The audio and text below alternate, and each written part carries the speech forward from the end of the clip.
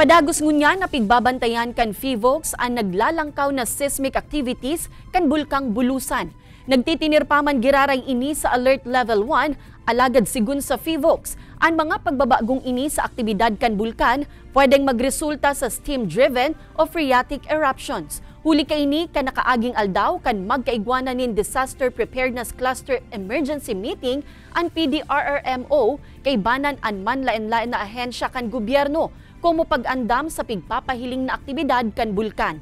Kabala sa mga napag-urulayan ang evacuation procedures, emergency shelters, medical response teams asin ang mobilization of resources sa mga apektadong lugar.